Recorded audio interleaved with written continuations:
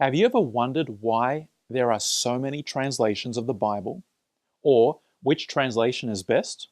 Well, stick around because in this episode, we're going to look at the Bible translation tree.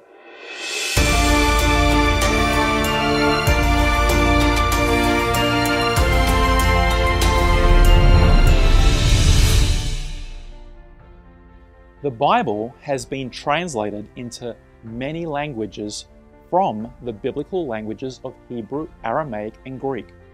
As of 2018, the full Bible has been translated into 670 languages and more than 1,741 translations.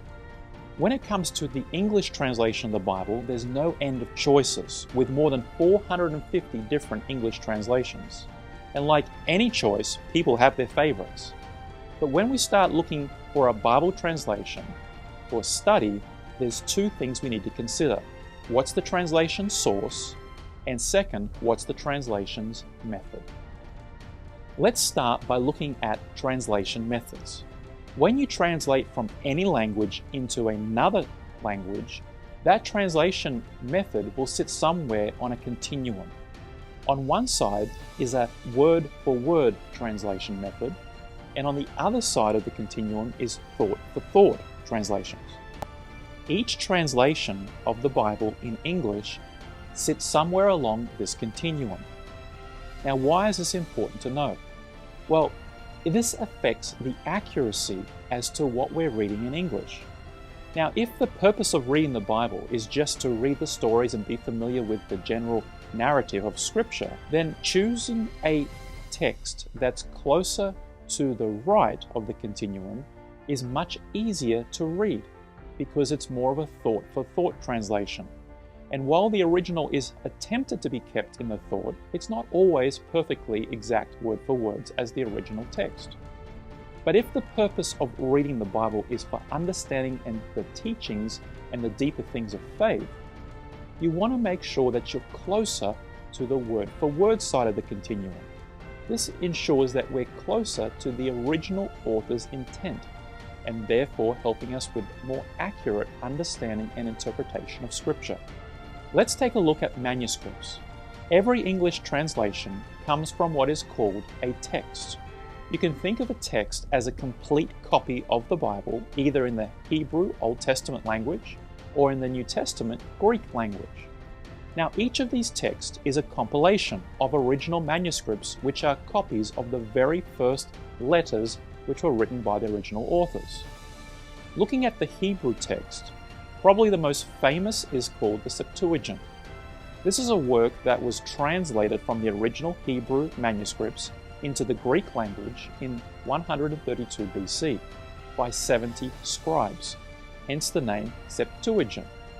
To date, we have over 11,000 Hebrew manuscripts. These also include the Dead Sea Scrolls, which validate the accuracy of this text, the Septuagint. So when it comes to the Old Testament, most scholars are in agreement that what we have in our English translations is a faithful translation of the original text and manuscripts. But when we come to the Greek, there is a lot more debate. There are four notable Greek texts: the Textus Receptus, which was compiled by Erasmus in 1516, the Westcott and Hort, named after its authors, was compiled in 1881, the United Bible Society released their own text compiled in 1968, and the Nestle-Aland text was compiled in 1979. All of these texts were compiled from original manuscript copies, which total in excess of 5,800. But these manuscripts are divided into four families of texts, with the two dominant ones being the Alexandrian family and the Byzantine family. Between these two families of texts, there are a number of variations, hence the debate. The Byzantine family is considered to be the majority text because it makes up just over 87% of all known Greek manuscripts, while the Alexandrian family is known as the minority text because it makes up just a little under 12% of all known Greek manuscripts. And so, the debate is, which of these two families, the majority or the minority text, should be the basis of our Greek text and ultimately our English translations? To understand why there are variations between these two families, we need to look at some of the religious and political history. Church tradition tells us that the Bible writer Mark founded a school in Alexandria in Egypt very early on in Christian history, sometime before 68 AD. Alexandria was seen very early on in Christian history to have great theological influence over the church. This was the first place that there was an attempt to lay out a systematic theology.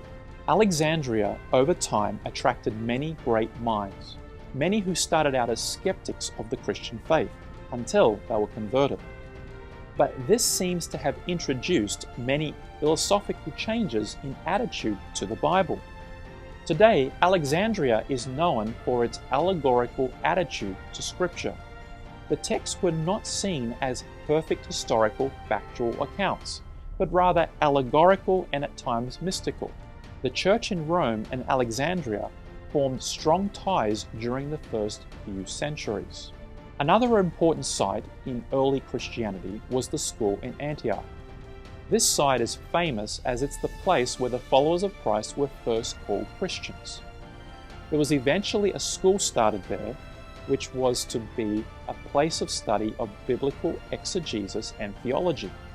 Antioch held to the belief that the scriptures were literal and historical, and over time, due to the philosophical shift in Alexandria, the two schools drifted in their attitudes towards the scripture and ultimately the nature of Christ.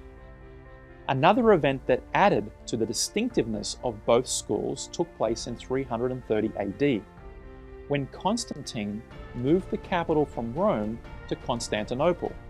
With Constantinople becoming the capital of the empire, there formed a natural alliance with the new capital and the school at Antioch. While these two retained the use of Greek, Rome and Alexandria moved to Latin, and ultimately in 1054, due to a number of reasons, including theology and culture and language, the church split into the West and the East, or the Alexandrian and Antioch families. So how does this play out in terms of manuscripts? Over the course of time, we have been left with around 5,200 manuscripts, all classified as the Byzantine or the majority text. These texts have a 90 to 95% textual agreement with each other. While in the Alexandrian family, we have a little over 45 manuscripts, with a vast amount of textual disagreement among those manuscripts. However, these minority texts contain the two oldest manuscripts, Codex Vaticanus and Codex Sinaiticus, which date back between 325 and 330 AD. And so the scholarly debate is, do we trust the oldest manuscripts or the majority manuscripts? From these manuscripts come our Greek New Testament texts. The most famous text that is based on the majority manuscripts is Erasmus's 1516 Textus Receptus, while from the minority manuscripts comes the three notable Greek texts, Westcott and Hort, which was compiled in 1881, uses almost exclusively the oldest manuscript of Codex Vaticanus. And then based on Westcott and Hort's 1881 text is the United Bible Society's 1968 Greek text, which is almost identical with a few edits. It's from these three recent Greek compilations that come all English translations since 1881, while from the majority text comes the KJV and the NKJV English translations. When we examine the variations between the minority text, Codex Vaticanus, and Codex Sinaiticus, there are over 3,000 differences just in comparing the four Gospels. And remember, these two copies are only 5 years apart. Whereas when you compare the 5,200 text of the majority family with each other, the differences is a little over 10%, and the majority of these differences are due to spelling. Now, if you compare the differences between Codex Vaticanus and the majority text, there are over 8,000 differences, there are over 40 missing verses, and 5 missing books. Some scholars argue that the 40 verses are not missing from these texts, it's just that they were added later in the majority texts. And this is why they're not included in all modern translations. However, if you accept that logic, then all modern translations should also remove the 5 books of the New Testament which are not found in Codex Vaticanus. The books that are missing in Codex Vaticanus, when compared to the majority text, are 1st and 2nd Timothy, Titus, Philemon, the last 4 chapters of Hebrews, and the book of Revelation.